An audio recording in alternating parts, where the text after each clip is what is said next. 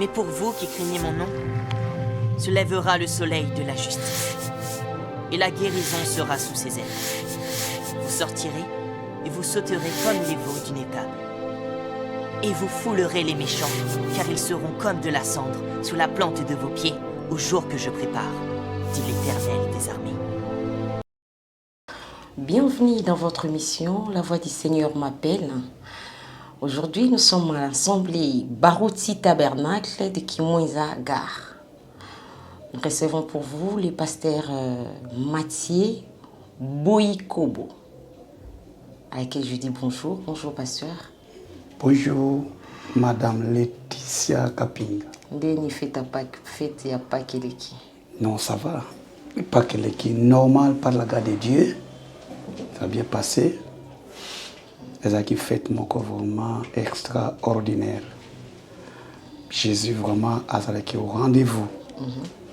Tout le monde qui va merveille à Seigneur Jésus-Christ. Les qui fête mon corps dans joie. Parce que la Pâques, c'est la résurrection. Vous avez.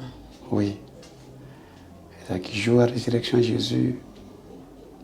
Le prophète Mingi, le Bazaba Nzambe, surtout sur le message à William Branham, des fois, on se voit bien Branham Dieu. Branham Dieu, on se voit bien Kimbangu, Dieu, Bouddha Dieu. Mais, le Pâques, ils allaient pour confirmer que non, il y a un seul Dieu. Amen. Il y a un seul Dieu, comme l'a dit notre pasteur. Pasteur, la prochainement, on a tourné sur ce sujet, on a passé très délicat. On a considéré qu'il manque comme Dieu. Comme Dieu. Comme Dieu. Branham aussi. Branham aussi comme Dieu. On a posé l'émission prochainement avec le pasteur Boyikobo. Même semaine prochaine, on après. Tourné la sujet. Oui. Alors, la voix du Seigneur m'appelle. Aujourd'hui, nous avons comme thème la spécificité des dons spirituels. Entre parenthèses, notre pasteur va nous parler sur les dons de guérison. Alors, je laisse la place à notre pasteur pour Atea Bissou. Pasteur, merci. Madame Laetitia. Premièrement, nous avons joie. Madame Laetitia, nous avons merci beaucoup, pasteur. Mon précieux frère, Joël Coring. Joël a un bon caméraman. Mais là, on a sur les dons, Mingi ba maman bazolandanga avec le papa. Mingi bazali n'ignorant ba yebate ton izanini. Des fois, bat Mingi bazokoloba don le comme il faut côté magie, il faut côté la loge pour don opérer. Or c'est faux. Les dons d'abord, Bible lobby, les dons c'est Dieu. Surtout tel lelo, Nzambe avant à visiter Bananaye, avant d'opérer, il faut boler kana chemin moko. Ban Israël, il y a les disciples, le cola Matthieu, Jean, Jacques.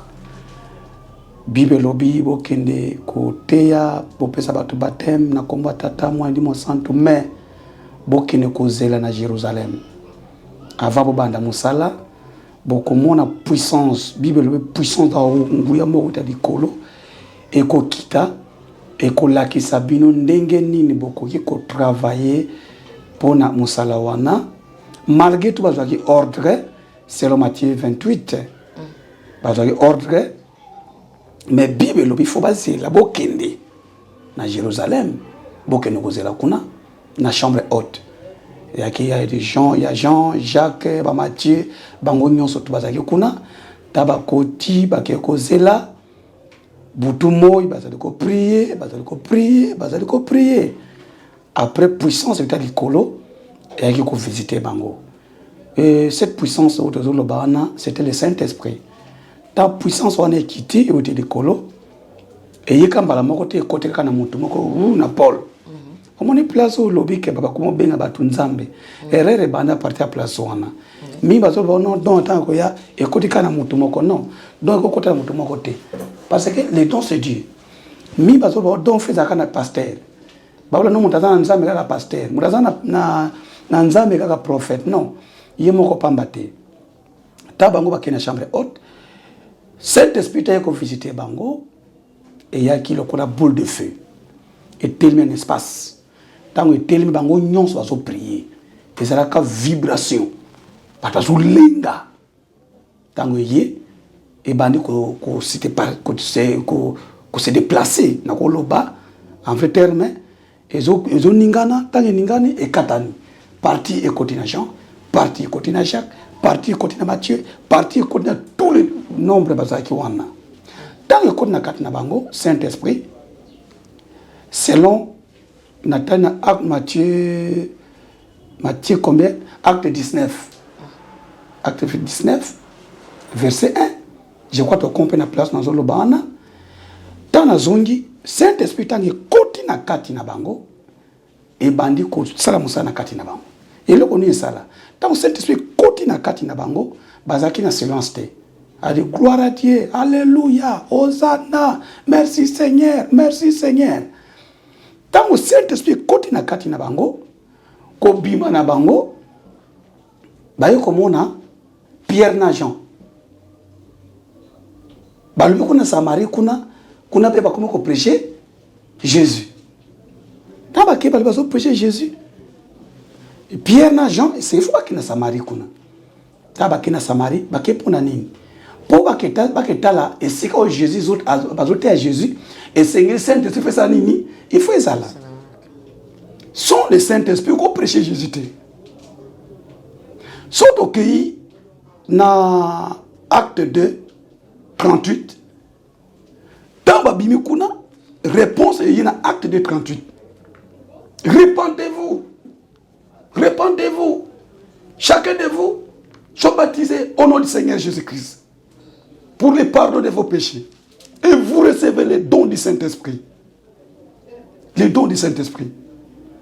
tant au Saint-Esprit qu'on a katina bango Saint-Esprit y a pour réveiller don les tissés à cause d'un don.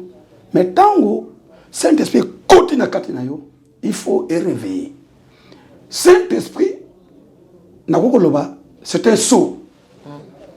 Le Saint-Esprit, c'est le feu. Le Saint-Esprit, c'est notre absolu. Saint-Esprit, c'est notre avocat. Tant que nous avons donc même à étouffer en haut, tant que Saint-Esprit à côté, il n'y a que pas réveillé. Allah musayango lokola mafuta o ilala mais soko chokata tana mbeli soko zapana mafuta soko changu na kikalungu oche moto na sefe la musayango fu mafuta ifu la muka même or muto yo nzama benga zana don na kolo bazalo kula or omoni or te utana zamba esufraka madame Laetitia il faut batana moto moko ya niveau moko somo pour lamsa or wana.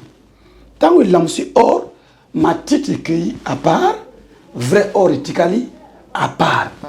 Ndemo na don. Tant que vous en a don, babilu comme abinyo salini ekokima.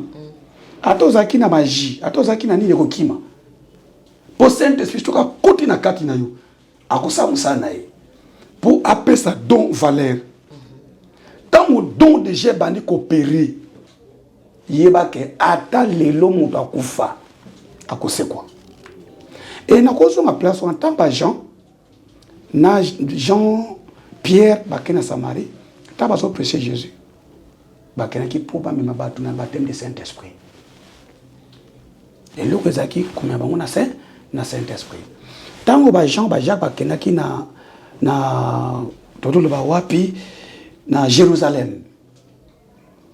T'as pas kuna, bakena ko vendre na chambre haute. Bazaki na Saint-Esprit na entrer na bango. Bazaki vide. Saint-Esprit ya ko visiter bango kuna sika bazalaki. Dans bazu yango ko bima na bango et sika donc comme Pierre comme un homme puissant.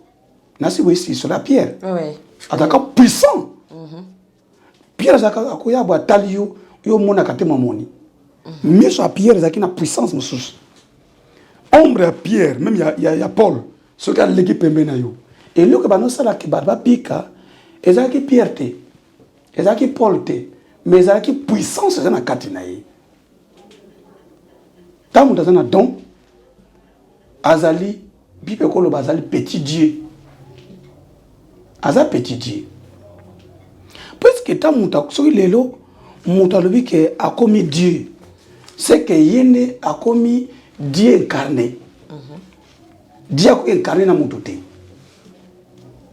Nzambe tant Saint-Esprit ye epanzanaki na bato nyonso. Ntango Pierre pa prêcher évangile, moto nyonso abénéficiaki.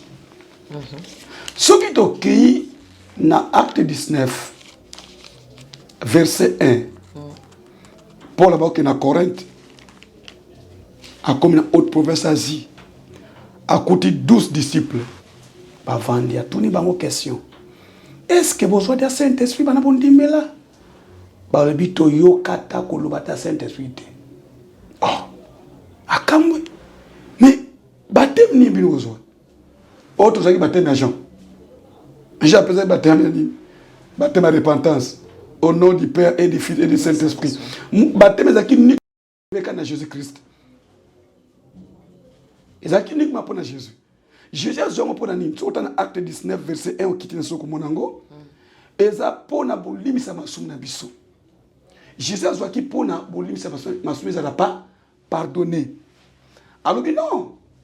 Là on les a baptême pona ko limi sa masumu na biso. Ba o mtu soki ngeza nani Jésus. Ba o ba koya après. Après qui? Après Jésus. Faut so baptême na comment nani? Na comment mtu azwaki baptême à Jean. Sote na Bible ko c'est-à-dire à Jésus. C'est-à-dire à Jésus. Bah on dit mais si c'est comme ça, tout ça la nine. Ah il faut que na baptême. Bah que na baptême na mai au nom de Jésus. Au nom de Jésus. Au nom de Jésus. Au nom de Jésus. Au nom de Jésus. Dans ma bimi quand acte 19 on a verset 1 qui t'a nassé banana 1 qui n'a 10 qui te komona tango Paul a pesi bango baptême wana wanto zo kika tout autour na don. Na bimi hors sujet. Ouais. Hein? Na so comprendre très bien. Na zaka na sujet. Ouais. Tango impose après qu'on pesa baptême d'eau, alors il faut le kana baptême du Saint-Esprit. Baptême du Saint-Esprit, ambazo akangoto no, ocha mutu mafuta, pas comme mafuta nzoto non. Paul a même parlé de l'imposition des mains. A imposé bon maboko. Pourquoi? Paul pense qu'il a Saint-Esprit. Mouto ko imposer maboko eza mouto azali rempli du Saint-Esprit. Parce que ceux qui un sorcier a tué maboko ko pesa sorcellerie. Yako ba muso apesa mituna bango bi pesa. Ba pesa ka oyo za nango. OK. Bon te maman Laetitia. Oui. Mais il a fait conseil gratuit pour nayo ko pesa mutuna n'importe qui te. Nayambi on. Oui. Paul a imposé maboko. Ta imposé maboko Saint-Esprit nini ekiti. Tango nyonso alléluia, hosanna, gloire à Dieu. Merci Seigneur, merci Jésus. Tango Saint-Esprit continue na kati na bango. Allez. Na minute éclaté. Ma camion surtout. Où ils a qui étouffé. Même ba étouffa yon de kono la télévision. Soza na don ataba étouffa. Ce que le qui monte là musa don wana. Monte za magité. Et le que là musa monte vrai monte c'est le Saint-Esprit. Kobange loko makoto ba étouffa ngai. Ngaba ndoto na ngai kima lokuta. Luka mutaza Saint-Esprit impose maboko ekolamuka. Et le konza matina kata muba étouffa kango bien sûr mais kufaka te.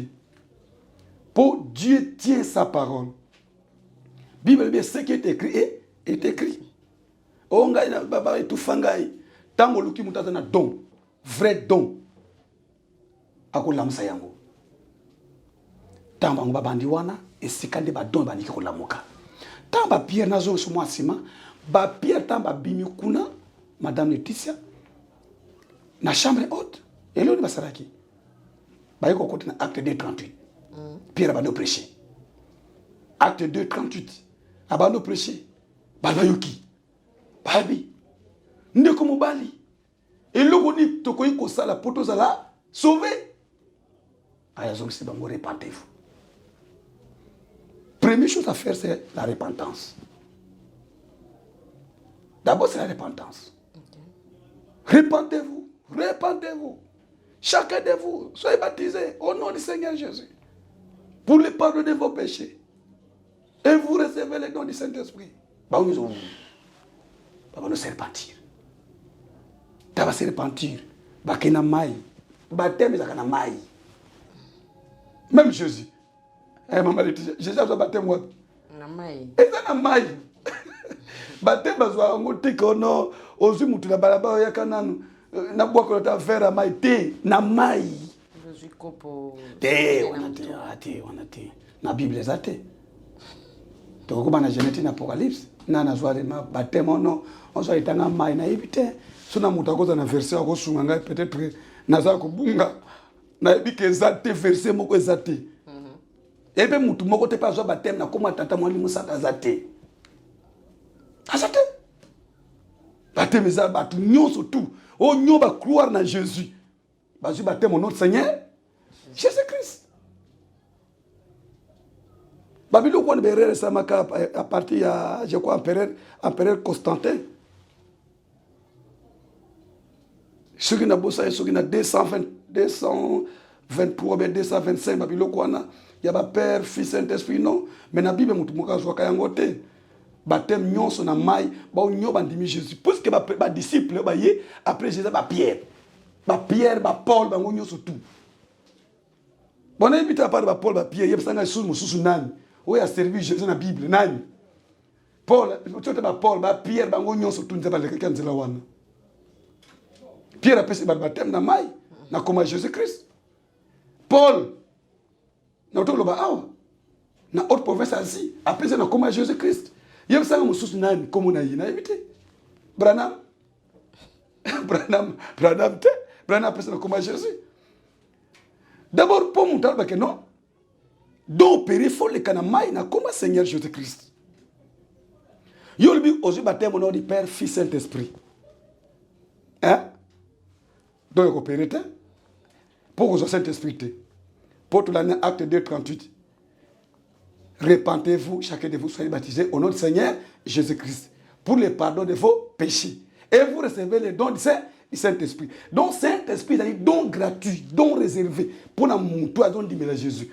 Donc ce qu'on dit que baptême na mai c'est qu'on a don quelque part. Et ça réservé, il faut jouer. Mais si vous baptême na mai c'est que don wana pour na yo exact. Exact.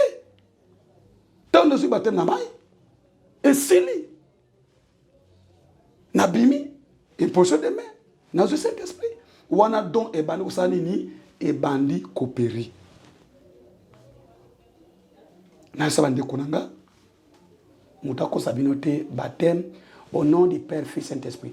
D'abord malédiction za mayele belo tangi mingi. Un journaliste mutu munene. Na tosa ka journaliste nyonso tout. Na pesa bango respect makasi. Et puis na kana confiance ba journaliste. Na ndenge na lobi bongo. Mon père. Et c'est un nom propre, un nom commun. Yesu. Père, papa. Non commun. Papa bazembeli. Papa. C'est un nom commun. Mon fils. Soba ya balobi. Journaliste. Nana kondi papa journaliste bazembeli. Mais faut benga Madame Laetitia. OK. Vous comprenez? Nazokoma. Là nazokinto zoluka vrai nom ya nzambe oto zo benga za don. Père, fils, ezali non propreté, c'est non commun. Pour père, fils, Saint-Esprit ça comme mutute. Eza non commun. Surtout que na musika ezali attribution, fonction ya mutu. Leso ko bengi pasteur eza comme mutute. C'est non commun. Mais sur le pasteur Mathieu Bouyikob, wana comme on a kondima. Parce que bengi ono Père baptisé au nom du Père et du Fils Saint-Esprit. Alors bimio on a chrétien, non, on a chrétien. Non, on a chrétien. Ah bon? Non. Donc mon chrétien, et autres bimena mon Christ. Chrétien, Christ. Donc chrétien ça moutan dimi, déjà lelo Ojali wana maman Laetitia. Pasteur Mathieu azawa. Papa Joël azali wana. Joël soka mutandimiye. Azu moi sabali. Ba ko benga nan. Madame Joël. Madame Joël. Ah pourquoi? po azola ta kombo ya mobali na ye. Mobali oyo andimi. Sikoyo ozwa kombo comme Père, Fils, Saint-Esprit, comme à Christ Zawa. Et c'est quand il le joue comme il y a Christ aux hommes chrétiens. Mais parce que Saint-Esprit on est déjà Christ. Saint-Esprit est nani. Saint-Esprit est Christ. Saint-Esprit est Christ. Tata esprit na kosi na kati ya nani ya Christ. Pour biso za la sauver. Pour tous la sauver. Christ peut aya kufi asali 3 jours na samabele. Mais koko fajila kuna samabele ina za don. Jésus tanga kufi baba yeba kate mama Laetitia. Baba tangu ba mama ba keno kuta Jésus, ba kuta Thomas Jésus. Ba kuta ange. Ange ça ki bango nini. Bo banga te bo yepo botala Jésus Christ oyo azakina na nkunda. Bo banga te me boya bosa nini bokota. Taba koti ayisa bango nini. Botala lio azaki kolala. Alibitike esika azaki ya nini ya kokunda malobi esika azaki ya kolala. Ya kolala. Donc Jésus akufa kité. Il dormait en fait. Donc dans un Saint-Esprit akufa kité. Pour Saint-Esprit ezali vie éternelle. Quand tu n'es pas à Christ. Tant que ça dit 3 jours, Jésus a quitté dans ce jour de mort. A lundi, bato oyo, baboya ka message à Noé. Bato bakufa na tanga Sodome na Gomorre. Bao bazaki prédestiné, ba punami, lingala. A lundi bango, akiko sa bango grâce dans ce jour de mort. Tant que Jésus a tobima, ba Abraham abinaki na Jésus. Ba Sarah, Sarah dit, "Hey, Abraham, tu t'es embarqué? Il va finir changer. Taba il va s'en moquer combien de jours? 40 jours. J'ai dit non, fallait na zonga. Azonga wat. Azona trône de grâce. Azonga na trône de grâce. Alors bi na kei so na keité consolateur à kozala akoyate. Consolateur zanani. C'est le Saint-Esprit. Il faut na kende pour na tina bino consolateur. Tant na kei corps est Jésus dans le trône de grâce. Mais esprit n'est pas pris à zone c'est l'église dans le Saint-Esprit. Bon, nous avons le Saint-Esprit, c'est l'acte des 38. Et ça, nous avons mis Jésus. Au croire en Jésus, au baptême au nom de Jésus. Na mai, na le but que non de ou le baron copa mai, non, na le but na mai.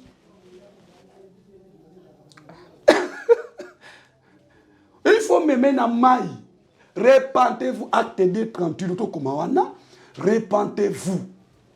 Chacun de vous soit baptisé au nom du Seigneur. Au nom du Père et du Fils et du Saint-Esprit. Non. Oh, mais c'est écrit dans la Bible. Non. Bon, tant qu'on pèse hors de Matthieu 18, 28. Hein? Alors, qui m'ont bimba, bon, ça va vous yekona nangai. Mais, bon, que nous posons là.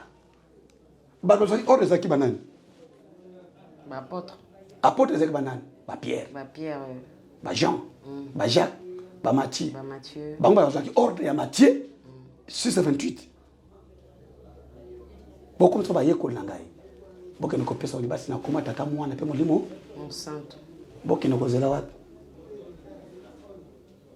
Boke na Jérusalem, na chambre haute. Ba bandaki musala ba prédicateur bazolanda nga bien ba koye ba kopesa nga raison. Tanga bazaki ordre wana basalaki yango te fo bazela. Fait bazela une promesse ya. Oui, ils qui promet la personne mais faut ce koyo mutu ordre. Ou adopter. Lelo yo bazui na musala. Etisa. Au côté CV. Ba bito zuyo. Mais faut que la chef a musala pesa ordre. Akabola yo okosala bureau yo okosala yo soko ba ibino ba zuyo kazi wana uza salaire. Non. Oh non, ba retenir ngana musala CV nanga bandimi. Est-ce wana ba musala? Non. Ba opelo salaire? Non. Ba opelo salaire te. Il faut zéro signer contrat et tout ça. Non aussi c'est ordre uté pas nan. Il pas chef. Oh ba ministre ba bimi tout mona awo. Mais ba zo sa ba zo c'est pas chef de l'état. Asanini? Assigné. Ordonnance na bango bana musala. Ya ko bon ba pese ordonnance bon ba bureau. Ce qu'on chef de l'état on a commandant suprême toujours ba leleza Saint-Esprit le Seigneur Jésus-Christ. Il y a pese meti mais beaucoup ne kozela sika moko. To mona muta ba ministre bazui ba konja mboka so bo konji comment ba longolé na ba tiena quelque part puis c'est pas poni mais ba so préparer ndako bureau ici ka ko travailler ndenge mo ba gens ba pied ba une ordre wana ba lembo ke wapi na Jérusalem boki va bino nyonso sika moko na chambre haute taba fana chambre haute ba ibozela nguye mo uta liko wana siko nguye uta liko ezo te pa nani pa ya commandant suprême yemei na sezo na nga tribune na zokende Oui, na so na tango ekiti loko mo pepe vomo ko makasi tango ye telemi lokola boule de feu Saint-Esprit a qui lokola boule de feu et bando kabwana et côté na Pierre côté na Jean côté na Jacques et côté na Matthieu et côté na bango nyonso tout ndam tisani esili tango yango esili n'espace bango côté na seba zaka ko fana nie ba rouler Alléluia. Alléluia. Merci Jésus. Merci Jésus. Merci Jésus. Alléluia. Et là, quand il s'agit de ça, on va parler la langue. Parler la langue, tu connais, bon, ils ont formation par la langue. Ah bon, ils ont la rappel. Na ko formation par la langue, formation T. Par la langue, ils ont le loco moko et dans Saint-Esprit. Tant on le bozo y batté. Montant dans Saint-Esprit, quand on parle la langue. Azor bana français. Moulou bazo a chiluba. Mungazo na lingala. Mu Congo le Congo, mu Swahili le Swahili. Par la langue, c'est que yo kate. C'est la parole de Dieu à faux. Faut qu'il bayoka. Pour donner des pour église bénéficier. C'est que je dois parler la langue c'est yo kate. Donc langue nyonso toute babenga monini par la langue spirituelle on a fait à l'interpréter. Oui, normalement. Là ce n'est pas interprété, là ce n'est pas faux. Dieu. C'est faux.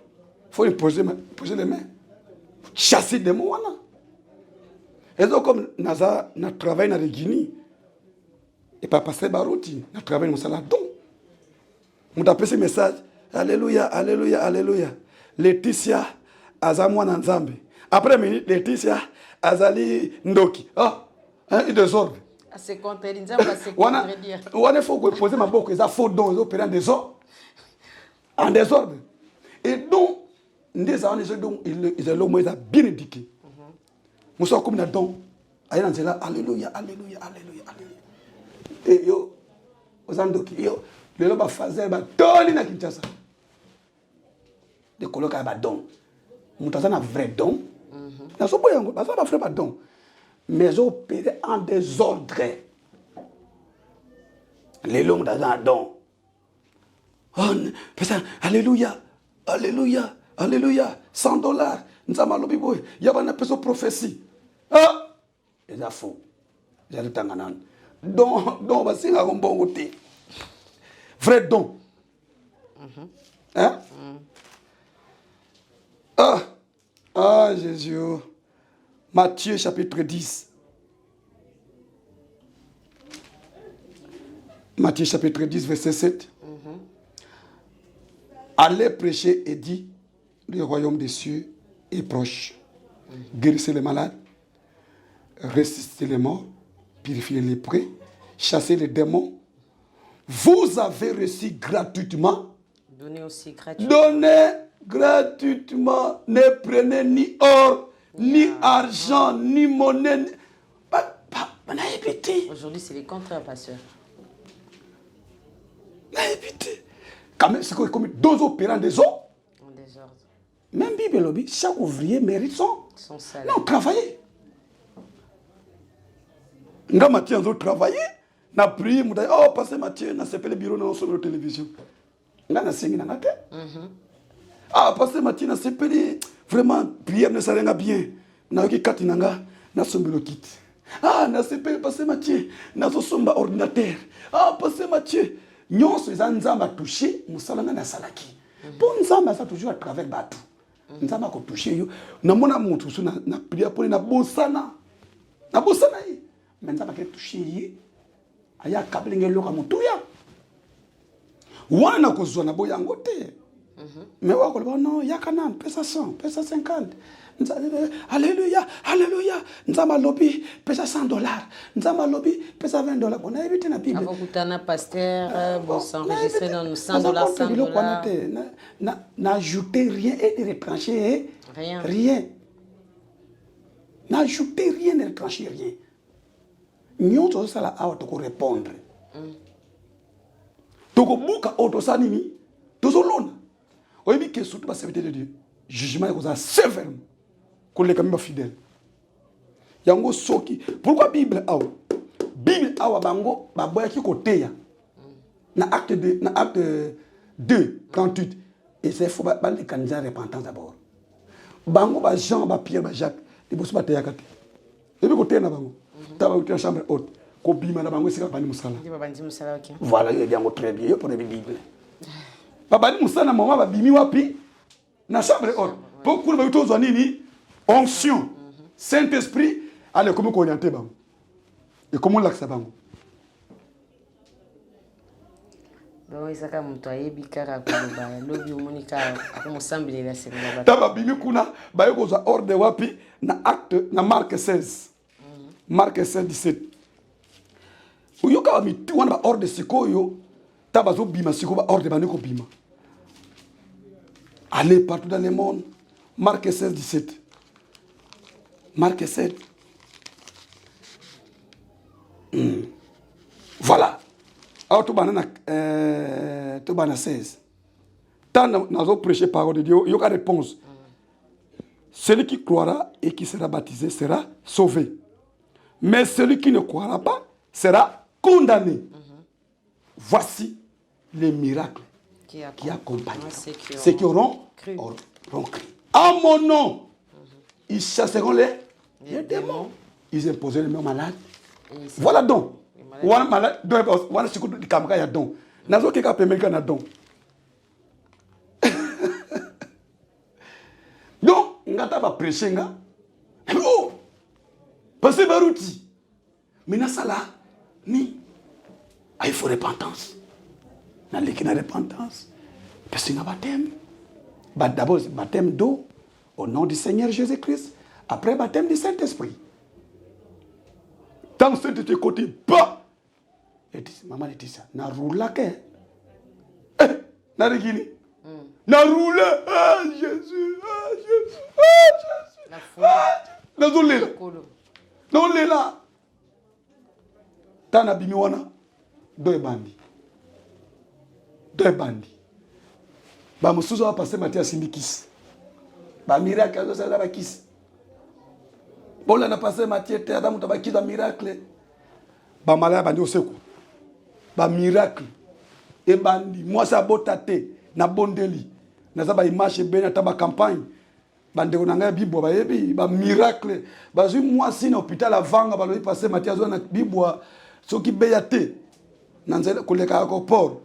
Bayi na kiti muratambola kate ngetelema mutatelema bayi kuma mutuma kwanza akangi miso afuna miso positika ni vide na moni ba aveugle comme les aveugles bato ba moni na moni mutu pere bona bondeli ba compliqué na grade na bi kende ba so peso grade na plusieurs fois na si mu yo ba comme so directeur na bondeli kende plusieurs fois. Ba image ezali. Ce qui t'a ezali, ba image ezali. Voilà donc. Dans la situation, on a style quel style de don de guérison, guerre, don la guérison. Puisque nous avons don la guérison, mais tant que nous avons loko sur place, nous avons prié à Nassima Moutouté. A prié dans la campagne. A prié, touché. Nous avons simisa tobela. Pas à partir de l'humour. On a besoin de don la guérison miracle. Don de guérison. Guérison miracle. Moutachi le bobo na pas à l'ongoli pasteur namoni. Ba asimikis. Eza kisite. Pona senga mbongo te. Na senga mbongo te. Mais pasteur dans et un miracle on peut apparemment Mikolo est comme compliqué parce que soit mon pasteur Azane n'a don miracle comme vous venez de le dire. Mais aux hommes on a don un peu comme compliqué. On dit on agit sur tout est spirituel, mais on comprend pas. Il y a mutu basambele lié. Du coup, Monica un peu sabimi na katinaye. Basambele li mutu asandi li gorodo. Wana pe saka na ba don miracle ou bien to benga oni. Bon, wana ngana epité bon. Nako condamné te. Mais nazoloba oyo nde ba enseignant ngai. Kasi biso batu ba benga rakisi nde wana poso amoni mutu muselekita bimi kati na mutu. Abi mutu mukuse. Abi akewa. Basambeli li mutu dans des miracles, dans des guérisons qui a sandi muselikete, a sandi li gorodo. Bon. Souvent les autres qui kana dans un miracle, eza biloko ezalaka ou eza to benga ngoni.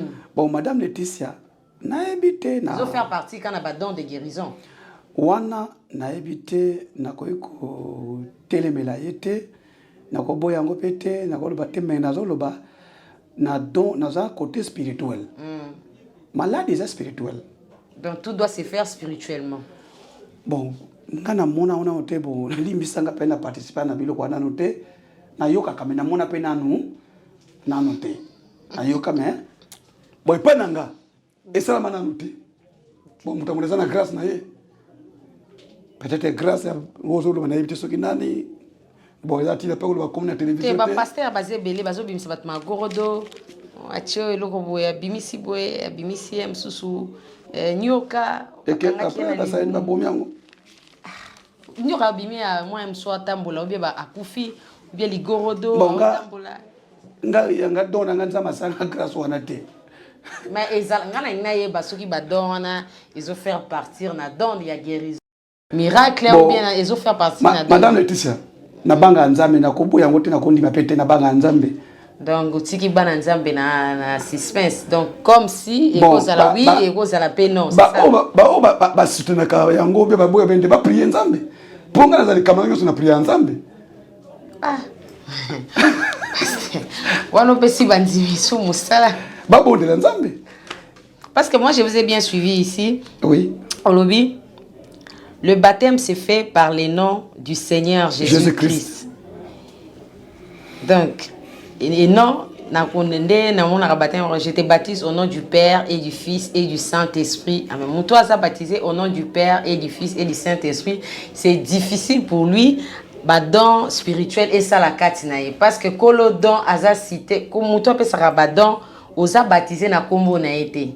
Donc pour recevoir ces dons-là, il faut la baptiser na kombo ya mutu o azope sabadona. Alors mutu azope sabadona, c'est Seigneur Jésus-Christ. Donc normalement baptême et ça la marque je te baptise au nom du Seigneur Jésus-Christ. C'est ça l'invité pasteur sur na bungi momuke. Madame Laetitia za nanzela na ko expliquer place wana. Au nom de Jésus, tant qu'on fait ça qui physique. Un homme physique. Mais na minute Jésus a quoi sur mon kilo physiquement. Ozolanda Jésus n'a minute à opérer une église spirituellement. Ozolanda. Mi balba non. Oya ko la Israël mabe, ala kela mabe. Oya ko bambo Israël, c'est normal. C'est biblique. Na minute oyo wa tozaki na Ancien Testament, na Nouveau Testament. Mingi zaka physique, mais awa toza côté spirituel.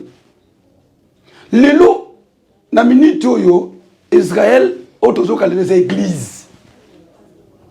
Okay. Tous les églises, ils ont Israël spirituel. Puisque la minute comme spirituel. Jésus a qui physiquement peine ba bêtier ba singa, de la kawana ba tiba singa. Ba zolela Jésus, oh Jésus. On a qui physique. Mais la minute Jésus a physique qui était, Jésus travaille côté spirituel. Notre le bango a la résurrection à Jésus na Pâques. Tant à c'est quoi qui. Et un certain dimanche. Si je ne me trompe pas. Un certain dimanche, Jésus c'est quoi qui? A couffé vendredi, le dimanche, Jésus a ressuscité. Tant a physique, moutou, pena bazo tambola. Mais tant accueilli, a une église spirituellement. Donc abomi mosuni, abomi bonzo. Voilà, a commis na molimo, nyon c'est comme na molimo. Na c'est pas une émission ma casse vraiment. Dans ma pambolomi vraiment. Amen, pasteur. Na minute yo nyon c'est comme côté spirituel. Donc Donc Jésus sur moi Jésus yawa. On a kondi ba pasteur te. Ngandi maka Jésus mo yebi lokote. Dimboni misangai. Pour je na minute oyo tanga na Bible yake tanga kufi asekui. Asali combien de jours sur la terre? 40 jours. Mutu loko yo nanga pe azo tambola, azo kape nzala, azo peso pe mbote, akoyambo pe tozo mona ye. Mais à soukane combien de jours? 40 jours sur la terre. Abiso non. Et sengel sanini nazonga. Po natinda bino consolateur. Consolateur angweza nani? C'est le Saint-Esprit. Notre prêcher awa. Pourquoi le Saint-Esprit a-t-il été donné dans l'église? Pour continuer les œuvres de l'Éternel, de Jésus. Jésus-Christ. Le Saint-Esprit a été envoyé pour continuer les œuvres du Seigneur Jésus. Voilà. Ce qu'il faisait Nabonzo Toboué, maintenant ça continue spirituellement. Spirituellement. Ok. Spirituellement. Au nom de Jésus-Christ. On t'a attelé. Namuna plusieurs fois. On t'a koufi. Namamon Boutou. On l'a même à mort. Oh non. Toi qui n'es pas pasteur. Ngana to mona nazana de konanga zananga ba kusa kola nanga aza médecin. Aza médecin. Ba médecin ba ya na ya ba médecin. Ba ina mutu za timer. Oh na mutu bazo simeti pasteur. Aza timer. Ya cerveau. Maman na utewe Équateur. Maintenant aye awa na bi au nom de Jésus. Na juna simbi na mutu na bouger. Oki pasi. O te pasteur. Tellement oh, passer à la gang à terre. Le nom Jésus. Maman, le nom Jésus. Il a sauté. Bandéoné va commencer à me dire, maman complètement guérie. Na moni timerte. Mais na zone dimake ko ba médecin ba les a timé. Et ça esprit ngapé na zo quel côté spirituel. Je comprends très bien. Je comprends, c'est le nom de Jésus-Christ qui guérit. Amen. Le nom du Seigneur Jésus-Christ qui sauve. Donc, pasteur, oui. Tout le monde aujourd'hui, donc si je comprends bien, guérison, et les makaka au nom du Seigneur Jésus. Au nom du Seigneur Jésus. C'est spirituel. Et ça, tout le monde a maman, a beau takate, a pas pasteur. Oh, pasteur, pour na longola mulimo, on est à quatre, na yo fonga noto bim ensemble. Mais moi, si oiseau linga délivré par le ligne, on a aza moi c'est libala. On a paix. Donc, on a nyoswa nezage, on a ba guérison te. Pour ngando fongo linga mémoire lelo. En tout cas, bananzambe binu batu bolanda biso na ndaku. Le pasteur Boyikobo vient de le dire ici que j'ai mal appelé son nom Bouyikobo. Bouyikobo Mathias. Mathieu. Mais Mathieu. Voilà, Mathieu. Pasteur Bouyikobo Mathieu. Alobi Awake, c'est le Saint-Esprit qui agit, qui suscite les dons spirituels dans un serviteur de Dieu. Oui. Donc, ça c'est que pasteur ou pas pasteur, ou la maladie, ou vous avez un problème à robota, pasteur a proposé une pratique qui n'a rien à voir avec la chambre. Non. Oh, tola la nanu boye, oh, la kisangandeti nanu boye. Balobi, les noms qui guérit, les noms qui sauvent, ce n'est que les noms du Seigneur Jésus-Christ. Donc, ceux qui, au nom du Seigneur Jésus-Christ, c'est quoi? Sauf que, au nom du Seigneur Jésus-Christ, on a été ici, encore réponse qu'on permettre. Oui, je vous en prie. Pasteur Bino, maman Zobé, qui est dans la chambre, un hôtel, pour Malaisie. D'abord, ça m'a dit. Azobotate, faut tokenena. Moi, il y a même pasteur qui a dit. Est-ce que vous êtes dans le Saint-Esprit? Ozobalate, est-ce que vous êtes le point? Il y a une peso don ya libala, na peso grâce ya libala. Il faut que tu sors avec moi. Il y a des pasteurs qui le font. En tout cas, je ne crois pas. Mais pasteur, ça, c'est du diable. Ça, c'est du diable. Ce sont des pratiques de Dieu. Oui. Un serviteur de Dieu. D'abord, l'église, on a besoin de yo. Voilà. Un pasteur, pas sa papa. Avec toute facilité, les pasteurs. Un pasteur, tout le monde va berger. Il faut protéger ma brebis. Pourquoi David? David est au bout d'un lion à cause de ma brebis. Il a perdu à mon côté. Même à tal les maman Mokolo, à un sou qui changé couleur. aza mwana ya pasteur. Est-ce que yo papa ko zo mwana na kata ndako autobima? C'est que tu as magie. C'est du diable. Naza contre tout mais naza contre esprit. Parce que mutuna esprit et ça deux choses différentes. Donc on peut on appelle ça thème. Oui. Nazo lo contre esprit, contre pasteur té. Nazo attaquer contre esprit. Il faut agir contre pasteur. Toi tu chasses quelqu'un. Au nom de Jésus. Nazo chasser mututé, nazo chasser maman le tissette, nazo chasser esprit na kati ya mutu. OK. Pour le que bomaka mutu, c'est esprit mon limo na kati na ye. Na ko kondima na d'accord te wana penza na buyi yango na kondima te. O délivrance fo bimana pasteur, délivrance fo pasteur Simon nzoto, délivrance a Simon plein non il faut na simba, il faut tout bimana yo. Ah non, non, non, non, bananzambe, bananzambe. Bofungola misu. Bofungola misu. Pardon s'il vous plaît. Ba serviteur de Dieu bolimbi sangai mais to sala musala pena ndenge sengeli.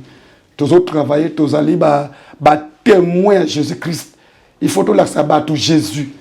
Jésus azaki ko le kamera comme na Jéricho. Hein? Bartimée ba bika. Moi ça be makila. Ko toucher quelque lamba à Jésus. Ah c'est lui. Oh, tout ça va pratiquement bon non. Non non non non. Biso to ko ça les loko nyonso bana nzambe conformément à l'écriture. Ozanda. Oui papa. Conformément à l'écriture. L'écriture. Yo au fond tout n'a pas pasteur loko zo manga o c'est l'écriture. Pesa nga écriture ça ni tan. Ce que le but non té les révélations non révélation pesa toujours tout il y a écriture. Oh té nzambe ta révéler ngai. Non. Non. Non non. Bilo ben amona ya musoso. Madame Laetitia, ça l'a pas moi ya musoso na vana télévision. Na carte téléphone, télévision. Parce qu'on a dégoût à ah, et ça n'a pas na yango bazo finga biso hein pas pasteur. Et ça n'a pas si toi pas tout kobi mamena. Ah, ba pasteur, ba pasteur. Ba pasteur. Na ndi frère mo awa na loba communauté. Aza kota plateau professeur ça zolandanga. Frère du pasteur ba nyoko lingai. Oh pour mon pasteur pesa $10 passer na pesa $10. Ba bondeli. Pesa pour mon pasteur pesa $5. Pasteur na pesa 5 na bondeli. Oh mon pasteur pesa $20. Pasteur na pesi ba bondeli. Oh non, nzama salité, il faut matsama mukinza malobi baksa combien $60. O isa suka. Etapa suka yango $60. Na yamba na bureau oyo. Azola nangage quoi azana plateau ba professeur. Frère yi awa ay pasteur na pesa $60. Nazo ngame prophète. Yo lobi que faut na pesa $60 mais papa ici invité. Et fa que tuna barrière okotate. Oh non. Ça va bloquer réel ou Jérusalem. Okotate. Frère Silika, je me saka no sa émission boy. Abenga pasteur na kokutana yonga oui, pas de problème. Ayeti na bureau. Na yambi na bondeli. Mbala sima ko yana ko lekso frère wana. Maintenant au pexalo ba komba musanzambe wana te. Il faut qu'on respecte. Mutu azo sima ta za ne ren za sim Bible il faut respecter. À cause qu'il y a Bible il faut respecter serviteur de Dieu. Na bondeli. Ta na bondeli na so za besoin ni na bondeli on za besoin na bondeli. Non ba lelo frère wana zo travail na compagnie na Kinshasa. Auto bala pela jeune frère to bala kalate. Ngamu na za conseil na bango na mariage na bango. Ay pasteur non. Atuninga pasteur. Na pesa combien? Ngai te le côté frère bima keni. Yo d'abord zo travailler te mbongo pesa ngani. Oza chômeur. Le frère asunganga akabala domo boya bien. Voilà le nakoloba madame Laetitia ngwana. Ah, merci beaucoup pasteur. En tout cas, pasteur Mathieu a été tellement clair dans son intervention. Je reviens pasteur. Est-ce que pasteur Moko a tous les dons spirituels na Katinai? guérison kakaye, délivrance kakaye, donc ils ont rébellé, hein, prophétie kakaye, docteur kakaye, il y a mon apôtre, il y a mon évangéliste, parce qu'il y a des pasteurs multi. Oui, dans la Bible, il y a des dons, pas mal. Il y a des, mais 3, c'est possible, c'est normal. Bon, na koki penda ko boya ngote eza manière ndenge nzamba musabeki. Mais normalement l'église toza 9 dons. Tous les 9 dons faut opérer dans 4 églises. Mais dans l'obité que non ka obligatoire faire ça na pasteur. Non. Et ko zaper et ja pas ser mususu, frère mususu, évangélisme ko boye pas diacre, mais non c'est formé corps à Christ. Na boite na limite que nous akana passer ka yemoko. Non. Mais na bike non tous les 9 na katia l'église. Mais na lobite que non. Ezaka toujours kana pasteur. Bon, na za peut contre en côté. Mais fait na katia église. Nzama ko kabola ngo apesi wana oyo. Mais ce qui n'était pas nzambe, ko yeba na ke don était pas nzambe. Don était pas nzambe en tout cas na zoibisa yo. Et qu'on tambola selon parole de Dieu. Vrai don n'était pas nzambe et qu'on travaille selon Bible. Ceux qui donnent dans Bible, déjà la Bible des gens. Et comme on est baksama, wana nga ina kukamote. Oyebi que na shia tout ya kawana. Et ça jugement. Ya ngoto zoteya na koteya ka onga na mona Bible. Nzama ko révéler ngai. Po tato prishaka nous sommes allés à Moutouno, nous sommes à l'église. Mais ce n'est pas que non, na kewu yoko, Moutoumoko kuna ba azofinga Moutou. Na na shia bon, nous sommes allés Laetitia, yo wano finga, te wane comme le kuta. Et loko na yoki na kolo ba teko nzam da lobby. Te na kolo bangote. Na waza juger pas un jour. Na waza juger un jour. Na koyi ko ndimango jamais. Et là, on a dit que les dons sont réels. Les dons sont réels. Je vais répondre à Mingi. Bato na bamonanga na campagne. Bisike na tamboli, na taba mokali, na tamba bibwa, na tabisike bele. Non, non, don et un miracle les acquis non. Bon poser la question don et acquis cité. Pour n'engager acquis cité. Pour na sala kate ono elok mo boye non. Ngana pour nous ça kandege bible lobby. To quel mot qui to prêcher. Bon ça va miracle. Tout le quoi va fouler dans la campagne wana na ko simba nani. Ngapi na simba na batute. Nasima mutute so nasimi souvent manso 2-3 ba yaka na audience na bureau na le vérité ndeko amoni que non ezani loko ko intervenir na auto sololi pas de problème eza pour la gloire à Jésus eza débattre mais pour tout son évangile et tambola na droiture combat Jésus fin sa maté oh pasteur Mathieu yo hotel mais ça message à Branham on dit mais la Branham on zoboya Branham non on dit Branham mais na boy ke Branham azala nzambe na ngai na kondima ngote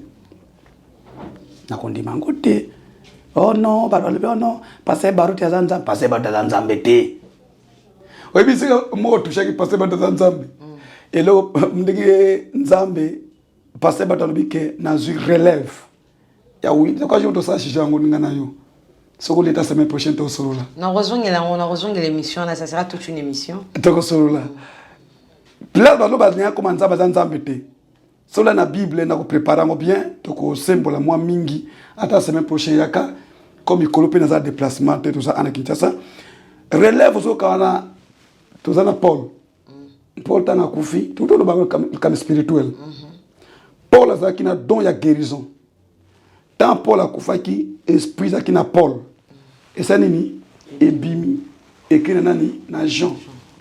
Jabani ko sala sous musala o Paul azaki ko sala na sauter za mulai na ko jouer ko tomber na Moïse azaki na puissance na katina ye tant Moïse a kufi esprit na Moïse nini eza nzoto ekufaka mais esprit ekufaka te nzoto ekufaka te lelo toza na Eli akufaki te akenaki vivant mais esprit na ye etikala na nani Élysée vraiment lelo toza na William Branham relève lelo pasteur batindinga te biso azui relève William Branham pasteur Mathieu prouve biso mutu oyo azwaka relève ezate poka na simi Bible non il faut dans le même esprit na mutu oyo azaki liboso na ye tu kota na message mutu opéré nzama utiliser puissamment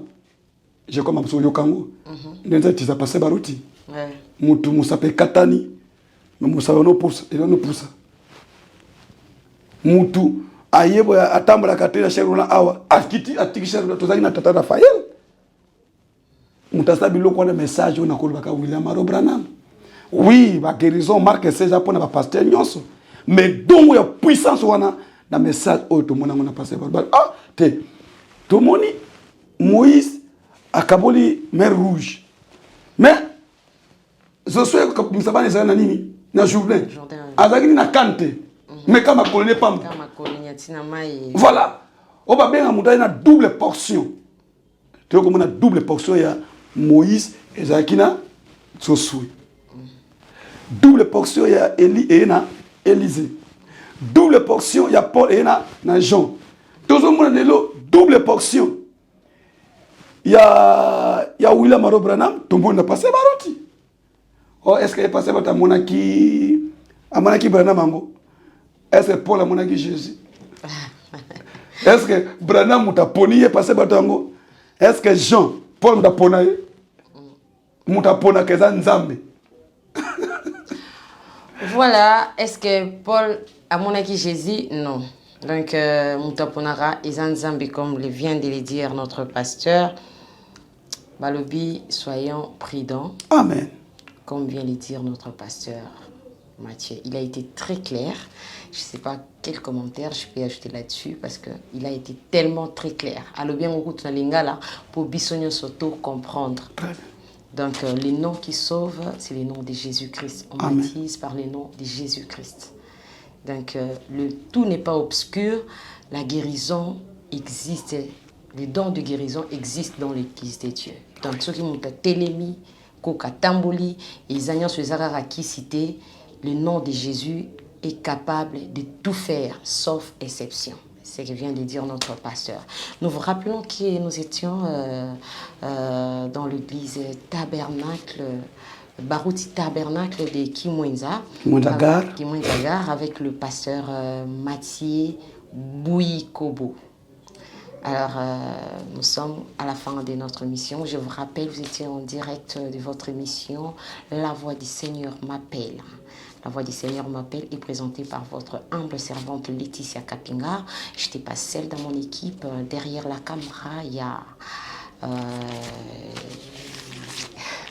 derrière la caméra, il y a notre frère Joël Korongi.